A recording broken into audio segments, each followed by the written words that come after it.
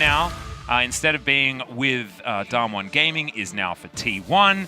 And of course, Zephyr moves over to Dam 1 from T1 as well. So that is a direct trade, and that has brought us all the way to the draft. There's even more coaching stuff to talk about. We don't need to, though, because it's not relevant to this particular game. Because it doesn't happen every year. You know, every year there's a big swap in players and everybody's moving around, but the coaches have stayed the same for a long time. But now this year has been, maybe it's because Korea hasn't won the World Finals twice in a row, so everybody's like, oh crap, we got to mix stuff up now. Well, I mean, there's all the stuff that I was just talking about, but the thing that I find the most interesting is that former sub-jungler for T1, Tom, comes back from military service and is now on the coaching staff of Gen G. Yeah. Which is just crazy to me, because I'm like, I thought he just completely vanished from the face of the planet. However, not the case. Spent some time overseas, then came back, did his military service, and is now back in the League of Legends game. So, exciting stuff. All of our bans have come in, though, as the Gragas, Lucian, and Syndra taken away by KT. They are this time considering the first pick of the Casio, and this is what I was talking about before. Yeah. KT do have a lot of flexibility when it comes to this champion. Someone could even play it on the top side, so a three-way flex is, in theory, now in action. I wouldn't say that Aiming would be the most notable Cassiopeia player, but bot lane Cassio has been where she's had the most success. So we'll see whether Aiming is going to be the one piloting it. Senna being considered here by either Lehens or Lava, of course. The ban phase was also pretty interesting, too, because with the Elise ban second, Hanwha Life was trying to force either Akali or Lucian to come out here, and it seemed like KT Rolster didn't want to play either of those picks, so they actually banned the Lucian, and then the Akali came in. You were making that sound, I believe, because Kiana is going to be picked up here once again on the side of Hanwha Life this time around. And I find it really interesting because I feel like Haru and Tempt both feel like Kiana players, right? Tempt has been, you know, one of the more mechanical mid laners in his prime, as Bono is going to lock away the Olaf blind. Haven't we learned? Can we... I mean, this is Bono, right? This guy is the vintage Olaf player. But that's just a Heimerdinger. Hanwha Life, what did they do? What? How have the last scrims been going? Is this a Heimer Senna bottom lane? I want it to be a Heimer Senna bottom lane. You know?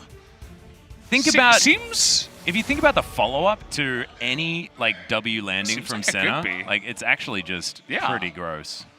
It seems like that is most likely for now, with a Kiana into the mid lane, and with Heimerdinger, I mean, that means that you could also put AD into the top side and the jungle.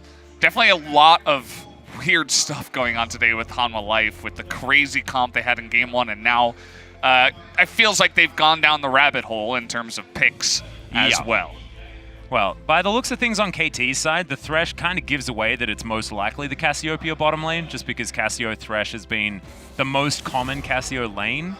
Xayah is going to be banned away those seconds, so Hanwha didn't really get that memo. They're just trying to make sure that it is definitely going to be difficult to put an AD carry towards the bottom side and flex the Cassio into the mid lane. Maybe just really not wanting that matchup again for Tempt, because Kuro is a very seasoned Cassiopeia player.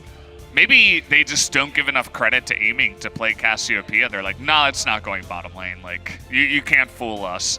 We're just going to see that straight up, and then a straight-up lock-in of Nocturne comes in. So now I'm expecting that to be Nocturne mid. Nocturne mid really has been flavor of the preseason.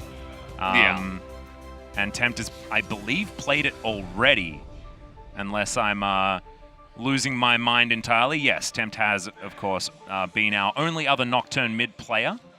As that is Tucson's Nautilus, potentially, or Kuro's Nautilus, or Sowan's Nautilus, someone's Nautilus. Not Tucson's because Thresh is there, but Nautilus has been locked in regardless. And that's Jace for Sowan. I love this. The Jace is actually a really cool pickup here, the hybrid, but not going to happen. We're going to go back to boring old Aatrox. Oh, dear. He's back. Spoke too soon. Yeah. You cursed it, but it's okay. I mean, it is Sowan up there, as Mordekaiser immediately is going to be locked in for the top lane, which is what we were looking for from the side of Hanwha Life. So should be Mordekaiser into the Aatrox up there. big smile on Hirai's face. He seems like he's happy with the way that this has gone. Definitely a lot of pick potential on the side of KT Rolster. They have a couple of hooks and great follow-up. And, you know, they got Cassiopeia just to lock him down with Olaf running straight through and potential flanks coming in from Aatrox. They love their team fighting and have a nice amount of scaling at least with the Cassiopeia. Whereas on the side of Hanwha Life, I don't know what you do with this kind of jungle juice they got going on. It's just there is definitely some jungle juice happening. Mix of everything basically in this one. But definitely more team fight and pick power than they had in the last game. It's not going to be as much about the split pushing, despite the fact that Nocturne mid certainly can do that. That is an avenue for the later stages, just because you can paranoia yourself into a game. But these are going to be the rosters. See how Cuvée is going to do on the Mordekaiser top side. Certainly a very powerful pick at this particular stage, especially with the changes to both Doran's Shield and Conqueror. He's just gotten better and better, almost inherently. But here we go, onto the Rift for game number 2.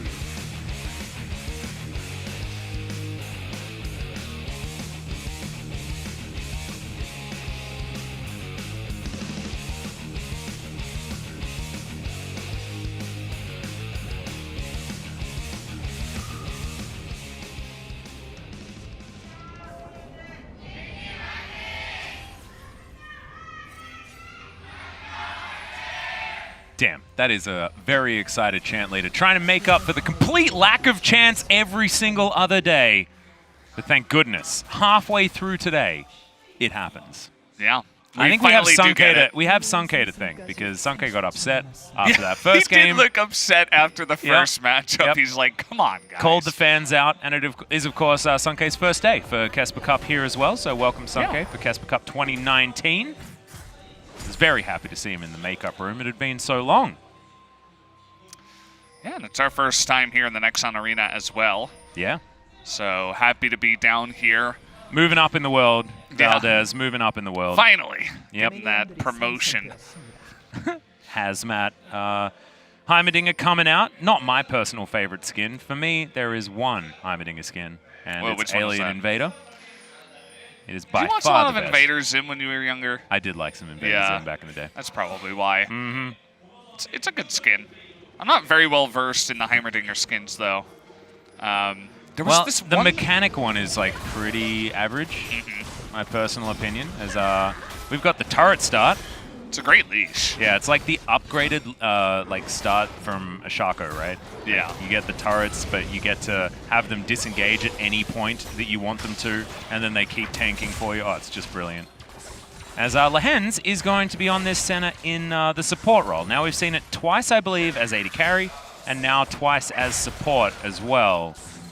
And has taken Guardian. Yeah, I don't feel like it's had that much success so far. Well, here in the Kesper Cup. The last time it was played as support was with a Yasuo, and they just got dumpstered. Yeah, I mean, any team that picks that bottom lane is going to lose anyway, so... I mean, there's just a... That doesn't really count, but, like, even the AD carry games, I feel like Senna's been kind of just meh. I mean, it was only the Henna Senna. Only the Henna Senna has worked out so far. Yeah. Unfortunately, I mean, it was the same team that played it, but the Hollow Senna certainly seemed like a hollow version of the Senna. I'm looking at the stats now. She was banned 4 times and picked 3 times. Actually, 2 and 1.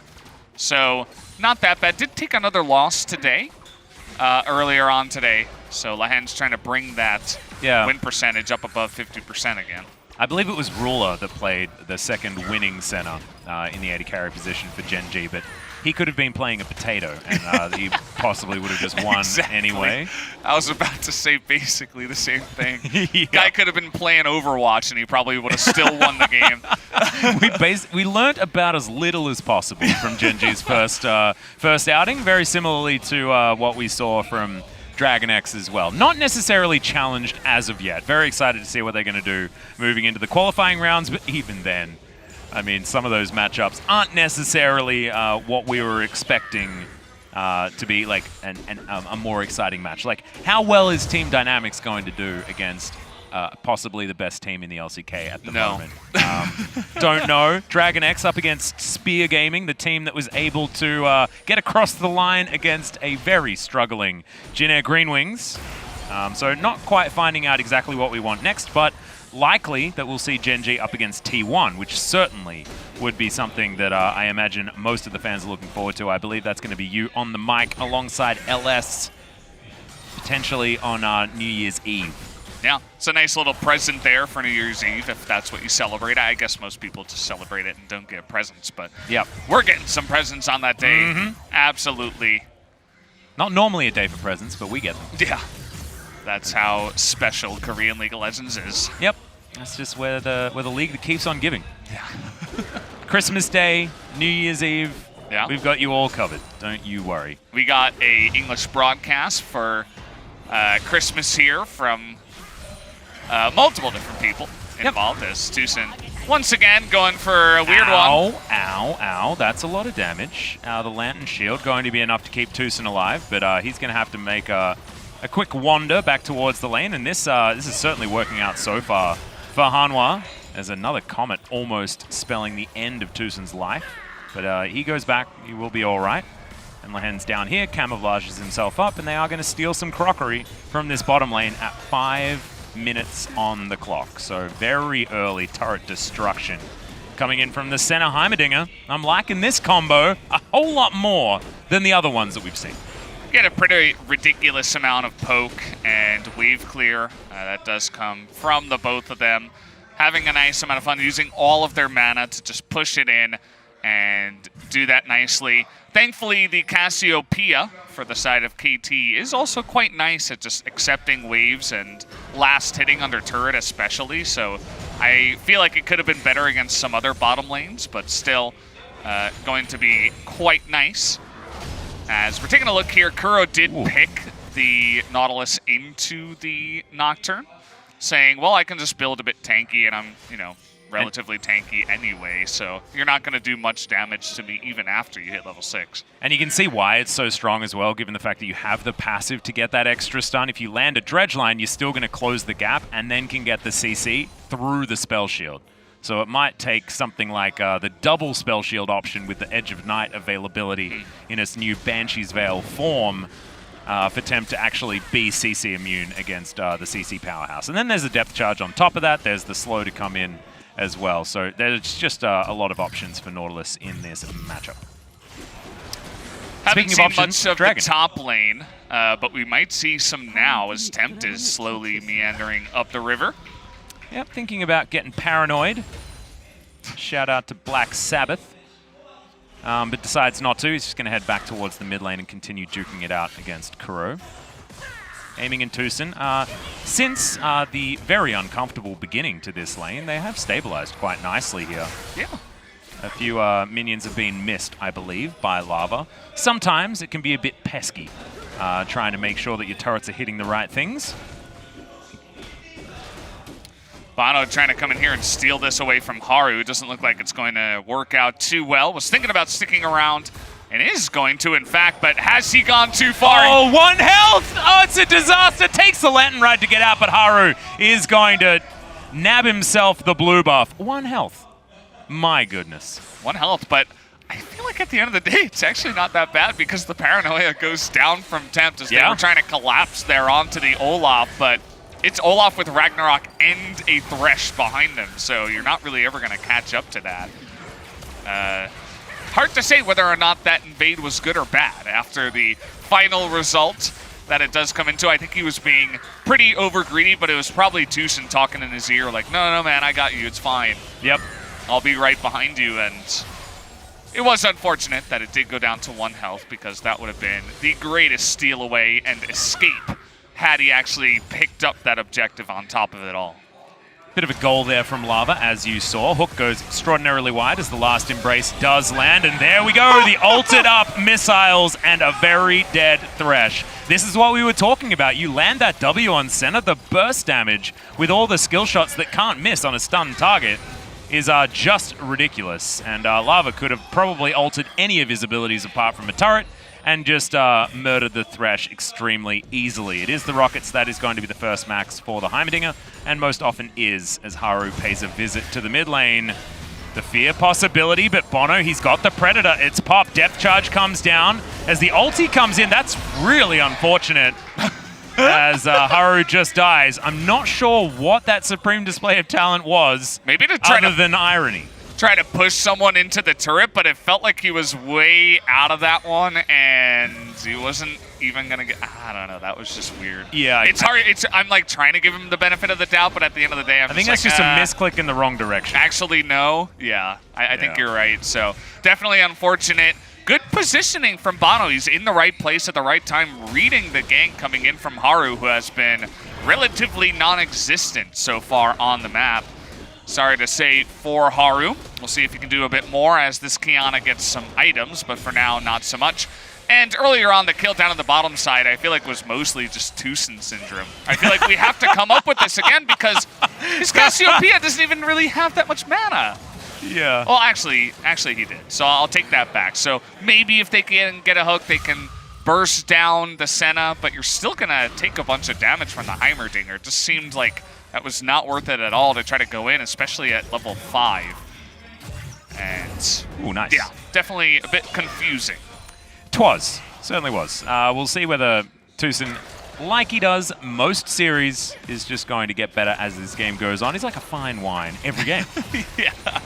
Just as he gets into it, gets into the swing of things. He's one of our older players, you know, he just needs to limber up in the early game before using all that veteran status to work things out. Lehens, Piercing Darkness onto Lava just to make sure that that turret shot didn't hurt him too much. KT is still dealing with it nicely here on the bottom side, aiming last hitting really, really well on the Cassiopeia. So I haven't really noticed the fact that things have been somewhat difficult for this KT bottom lane. And now Bono's going to turn up. There's the flash forward, gets the Petrifying Gaze, the double playback as well. And good night, Mr. Heimerdinger. Double kill in for aiming. Just as we were singing his praises, things only get better. Well, there you have it. A couple of really squishy guys in the bottom side. There was no exhaust used because Lehens just knew they were both absolutely screwed. After that, dead. As, yeah, just really got to hand it to Tucson, able to get on in there. The Flake comes back and the Miasma onto both of them. And once that happens, they just know there's no escape. So nice little set play comes in. A little bit later, perhaps, than Tucson would have liked, but it happens at the end of it as one-on-one on the top side. Yeah, that's Death Realm actually on cooldown now from QV as Paranoia comes in. They're looking to try and lock him down, but there's the Shadow's Embrace, and that's going to help keep Tempt alive, and the dive is successful. Even the center picking up, the Dawning Shadow came in as Bono just flashes. Oh, no. Is he going to be able to get out? Looks like the answer's going to be yes. No! Oh my god, that was so close. But unfortunately couldn't pick up his axe in time. And the mid lane outer turret's going to be enough as Kuro walks slowly after this Mordekaiser. Look at all the CC, the flash forward, the flash after him. Not enough dot damage. Does he have the dredge line? The answer's no, because the minion wave is right there on time. And Hanwha capitalized by moving towards the bot side to take down this Cloud Drake as Drake number 2 of the game. KT, just multiple members, really angry about that tilter dive right there. in the top side. They're like, no, we will get one back. And at the end of the day, they get neither of them. They don't get Tempt, they don't get Juve. And definitely a bit of a tilter, as you were mentioning. Life also able to come on down and pick up Cloud Drake. Not the biggest steal in the world, but this is what we're going to do. The Darkened Blade does come in here as Bono. He's going to be easily able to wander Tempt down. There is no flash, there is no ult, there is no life for the Nocturne, and that is all too easy. I actually really like watching Bono's Olaf as well, because this guy just hard farms in the early game, and I cast a curse the heck out of him because he just got murdered off screen. He immediately dies after you. Sorry, Bono. After you compliment him. What have you done, Atlas? Yeah. This is my. I'm never getting into that U2 concert that I wanted to go to. Not happening. Looks like it was just a straight-up combo from the Qiyana, finding him in the jungle, not expecting the Qiyana to be there, and just got burst down. So Haru picking up kills is good because it's an assassin from the jungle, but you really do need to get some kills to get that pick going. And there's a cute little teleport onto the Lantern as Tucson is going to be able to pick up the cannon creep with his death sentence as the grenades are flying forward, aiming already down relatively low, but I believe has the evolution on his Twin Fang to try and help him get back some of that health, and as you can see, it was right there. We're going to check this one out as Bono wanders on over, and Haru just murders him into the wall. Ragnarok on cooldown. Good night, sweet prince. Supreme display of talent also did stun up the Nautilus, so importantly, not going to get CC'd out of the combo. So, does work out there. Just trying to do a bit of aggressive plays in the bottom side was Tucson and aiming. But yeah, Lahen's not backing in an inopportune position. Otherwise would have been capitalized on. 3 minutes until our first Infernal Drake of the game. Second of the series. We are going to get the Infernal Soul as the option as another Death Realm comes in. Tempt will be here. Paranoia is going to be available. Good knock up onto Cuvée. Soan lasting quite a long time here as the Duskbringer is going to be enough, and that was quite anticlimactic. Towards the end there, I thought Soan might have been able to do something. He has teleport available, so not catastrophic, but top side of the map is most likely going to go down. KT capitalizing also. They'll move bottom side, and they're going to do a bit of a trade, as this turret is still very healthy. This one, not so much. It looks like it should be a trade of turrets eventually, but the first turret is going to go the way of KT, so they'll gain a bit more from this one. Not sure why Haru was going up to the top side. The combo of Nocturne and Mordekaiser, we've seen this before. It's quite good. Yeah. Never mind. As, you know, you just chip down whoever's in the top side on the Mordekaiser, and then you just take down whoever's low with the Nocturne who roams in from the middle lane. So you can just set this up from really far out. You see Nocturne had just left the lane. It's going to last quite a while. Kive's not expecting to win this one-on-one. He's expecting the follow-up here. Soan doing his best. Got a lot of health regen back at the end of that fight with Kive, but the Nocturne, especially in the mid lane, going to have a lot of farm and will do a nice amount of damage with that Q for the follow-up. Good set play from the side of Hanwha, but KT still feeling pretty good in this game, I'd have to say, as they're going to pick up this Rift Herald right now. Yeah, Lava going to pick up the bottom outer turret as well, so all of a sudden, Hanwha have themselves an advantage as far as turrets. Right? But yeah, Shelley, no, wait, yeah, no, this is Shirley. Shelley was thrown down bottom side and got a couple of plates. Right, okay. Yeah, so Shirley's here now. We should have asked her. Shirley, is that you? We'll wait for her to pop out. As Soan now has a few friends down here, but World Ender, hell of a drug, is going to be utilized. And there's a dredge line. Tucson could take some notes here as Haru goes into the grasp. Depth charge is going to make it very difficult for him to get out. Undertow is going to land, but he has another grasp pickup. But look at that. You can't get away. Yes, you can! Yes, you can! How much grass does this guy have? So much. Just picking it up like a tractor and moving himself towards the river. Haru, the escape artist himself. And it makes sense because he's a Rengar player. He's all about them brushes. Knows where they all are. It's so fitting for Haru to play this champion. And yes, he did have to flash to get away from that one, but worth it to save his life as they were trying to punish the Aatrox again. That's really been the one lane that's been working for the side of Hanwha Life, but with no plates up, surely just going to come on in and bop down that turret in the mid lane. And that's going to take a nice amount of map control and vision away from Hanwha Life. And with this Infernal coming up, definitely a question. Who is going to take down this Drake? And it looks like everybody's coming down here for this first Infernal. The triple Infernal Dragon Soul is going to be incredibly coveted and sought after for all of these players, despite its nerf on 924B, which is the patch that we are on. Death's Grasp, very close. As Cuvée gets a bit of his health back by double tapping the W button. This poke is starting to come true with Lava with his missiles. Doesn't quite land the second one, but the more of them that do come in are good. A hook is going to land, though, as the miasma's down. Cuvée throws in the Death Realm, though, so now some time, some space. Haru with the supreme display of talent. A lot of damage, but it takes a while for the first to go down, as now Soan's in the fight. Helps get the first one, but it's not quite working out here as Cuvée off to the side. Kuro limps away from this one, as now Lahen's at full health. Soan down here, the Infernal Chain's not enough, and Soan will be falling. 4 members, Umbral dash, but the final Q from Haru's gonna pick it up And now Hanwha should be able to get themselves a very comfortable Infernal Drake, and even Bono getting chased after Kuro, I believe, had the W available, so wasn't going to die by an auto attack from Lehens, but there we go. Ult flies in. That's going to stop her back. Yeah. Yeah, I have to remind myself this is support Lehens on the Senna, but what a crazy fight. That was really on a knife's edge the entire time. So you're thinking, hey, this is looking pretty good for KT off the start. The first hook straight into the Mordekaiser, but they can't burst him down before the Death Realm. And then they all line up for the supreme display of talent. And then you're thinking, okay, Hanwha Life just going to wipe him up. But then the Aatrox does so much damage and knock up after everybody kind of piles in, which is what Hanwha Life's composition wants to do with Qiyana, with Nocturne, with everybody else getting into the mix. But nobody really dies on the side of KT. Everybody's super low.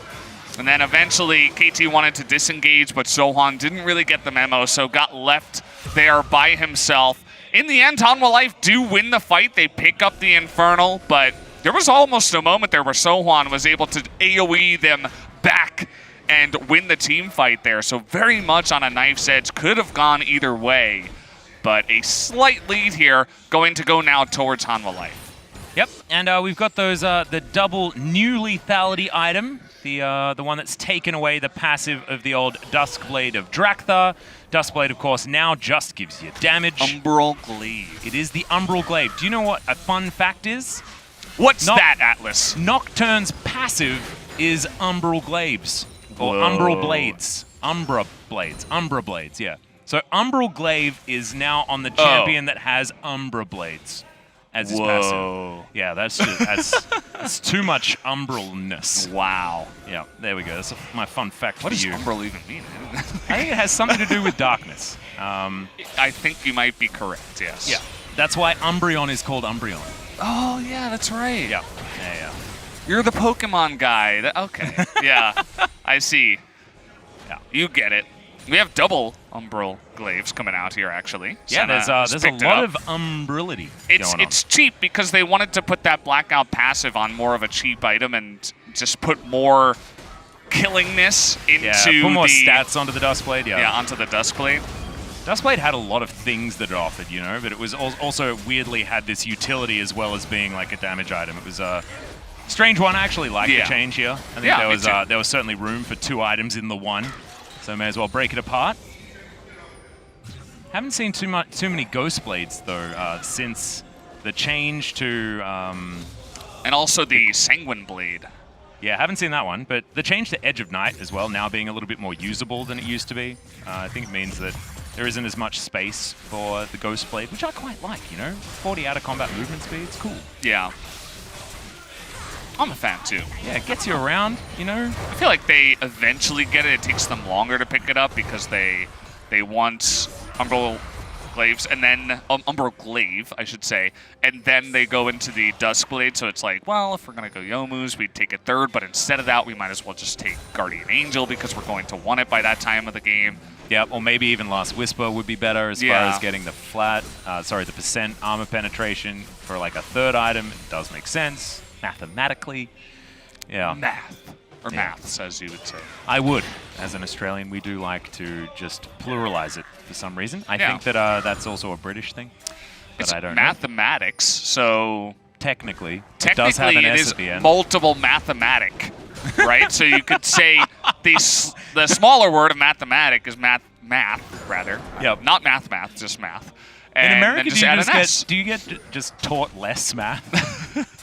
Maybe. I mean, you guys get multiple maths and we just get the one? I mean, I did do two of them in high school, so I actually did do maths, technically. Well, it makes sense for you, but maybe not other people. Yeah, maybe. Maybe I did maths because I did two subjects. Yeah. And other people just do math. I just did Australia, the one. I was just confused. You just did math? Yeah, just the one every year.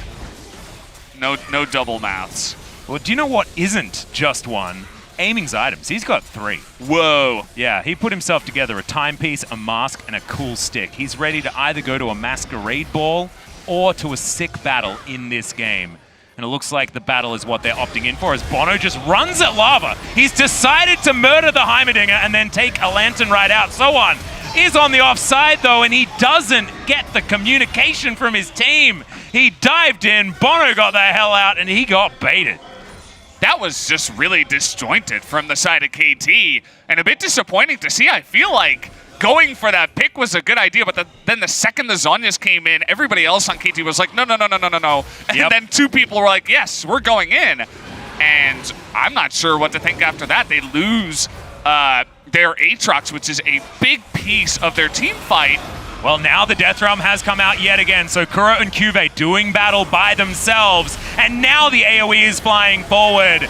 But the Mordekaiser, he takes too long. A teleport's going to be available in 1 second as Haru has found the backline, but the supreme display of nothing in the river. Oh, it's a disaster, and now the teleport comes in, aiming, flashes into an ultimate that doesn't do anything either, and this has been a comedy of errors if ever I have seen one. Please, something happen. Please stop!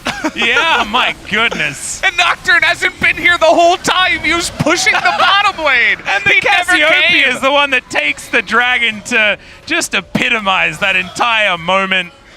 Alma Life and KT, they're shared the Infernal Drakes thus far, which means that Dragon Soul is even more delayed. Of course, now, guys, the maximum amount of regular Drakes that aren't Elders is 7. We might have another 7 Drake game. As, yeah, let's, do you want to play the music? You want to play the music for this one? Did you bring your saxophone today? No, I didn't bring my saxophone. Atlas? I should have.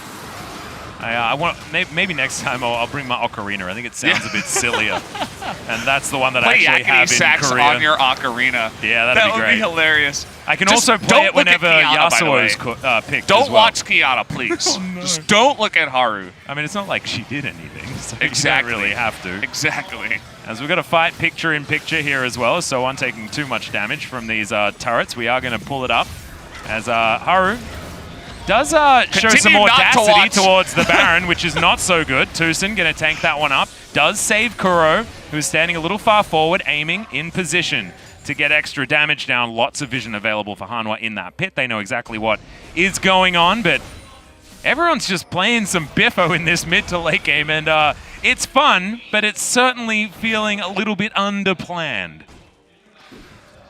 There was one extra thing in the replay where Lehens was able to land that W, I think it is, the root ability. The last embrace, yep. Yeah, onto whoever that was, the Aatrox that was TPing in after dying earlier. So Lehens actually saved a bunch of them as another team fight.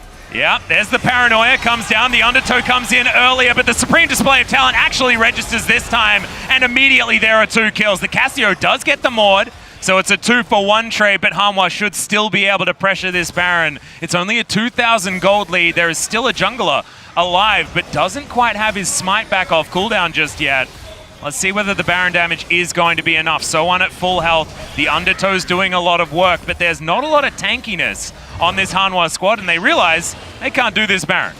Yeah, they can't. I mean, the only ultimate that they had was the Death Realm there for Mordekaiser. Everything else was on cooldown. Lots of flashes blown as well, whereas... I mean, the Mordekaiser was on cooldown himself, so... Oh, that's true. Yeah, he wasn't going to be doing no Death Realm. Make sense. He was in his own Death Realm. That's why it was available. He was dead with his Death Realm. He was enjoying his time alone this time around. So... that is for sure, as TP's now coming in. Yep, Bono and Kuro wanted some time alone, but they're not going to get it. Kuro had himself the Aftershock, but that's not going to keep him alive here. He's killed as an afterthought. It's the Heimerdinger that grabs that one as another Lantern Ride gets Bono to safety. He's so happy to be on a team with Tucson. Oh, man, it's saved him so many times when his solo laners have been left in the dust. The Olaf has certainly been the one that prevailed.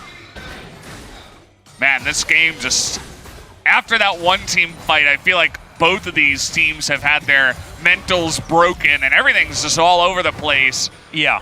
We're playing a very loose game now, back and forth, and I'm not sure if you want to start this Baron again 5v5. Hey, if we're going to stay on theme of this particular video game, of course we're going to start off the Baron right now as Tempt. Waiting in the flank, does have the Paranoia available. Haru dances over the wall. He wants the flank as well. Everyone wants the flank. Get out of the Baron pit, guys, if we're going flanking, as there's the playback from Tucson. Into the backline goes the Nocturne, who then goes Golden.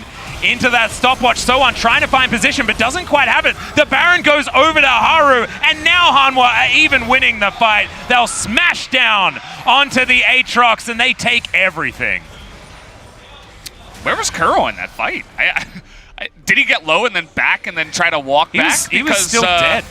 Oh, okay, that makes sense. So they were going in 5v4, and KT really wanted to stop them, but the turn was big enough.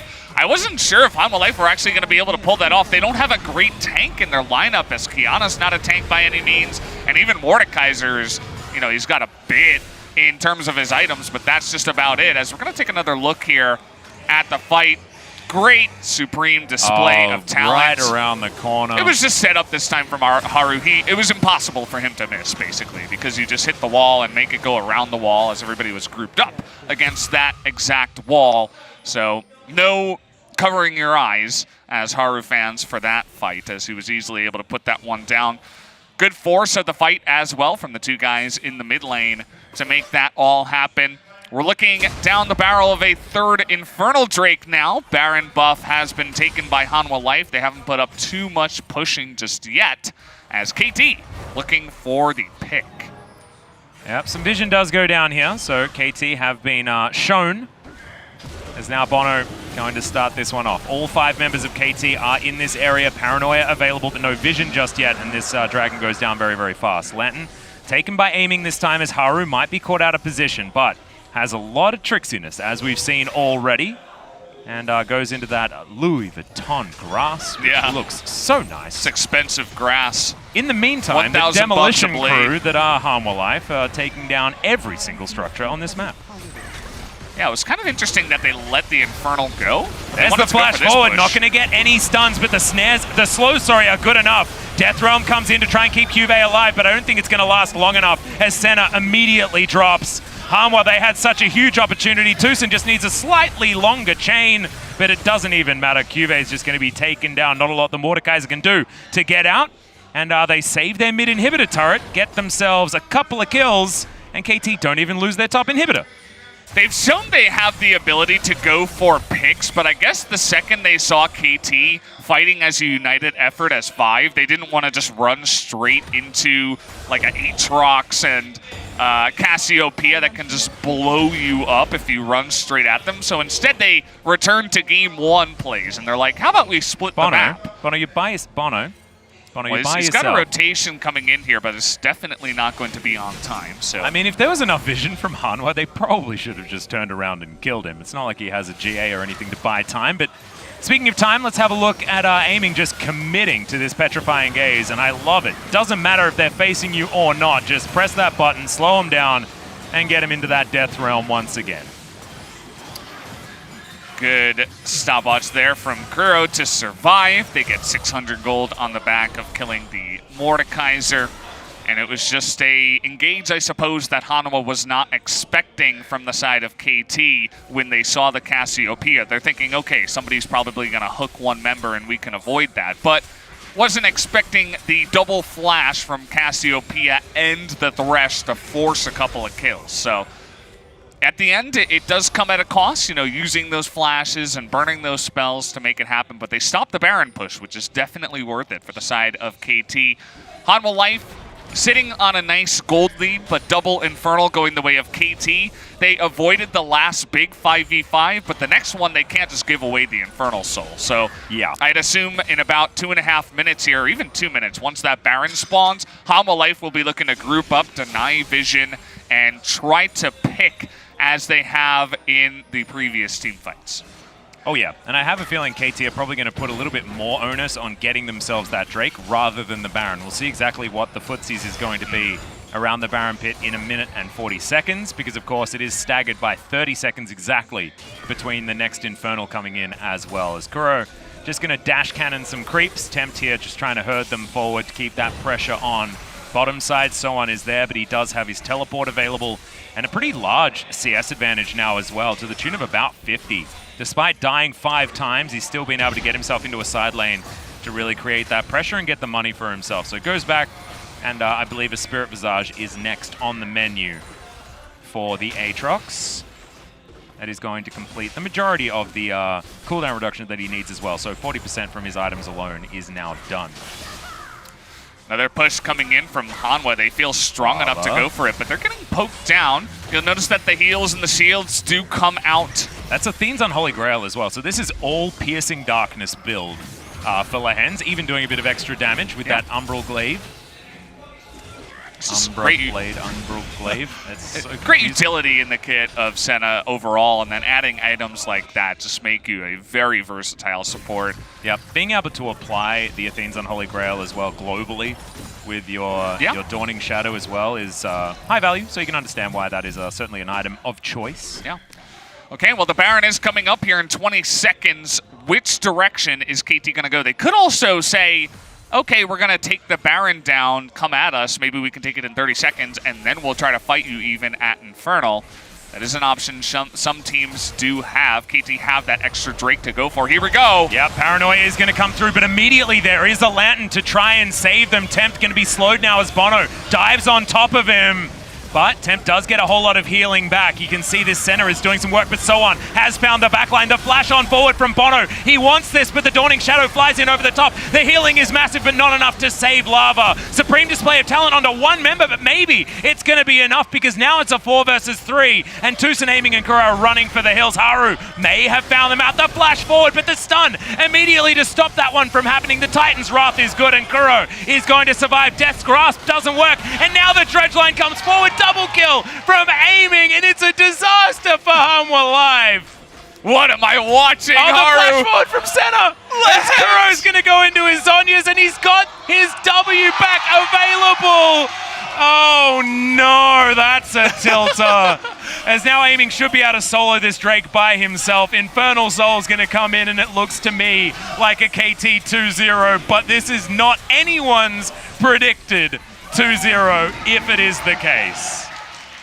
Well, I don't know what to say. They had the win, and then Haru says, here's a piece of candy. How about another one? Lehens gets in there. The engage is kind of interesting because the Nocturne gets behind, and then you're thinking, okay, maybe they can turn on Kuro, but he's in the Death Realm. So it's like Hanwha Life immediately turning back, and it's not looking good for them. But then it's very disjointed as the back line of KT not able to really fight in there. A fantastic pullback as we're going to cut out of this one to go straight to the Baron. Yep, the Kiana might actually make it in time, but not quite. Bono does get the smite, and Haru can't dance there in time. Despite his very fancy footwear, it doesn't make him go any faster. As So1 going to clear out some puppies on their way out, but they get themselves the Infernal Soul, they get the Baron, and now it's going to take a mistake for KT to lose this game. However, there have been a hell of a lot of them so far this game. They are still behind in gold as well, so the items should be in favor of Hanwha Live.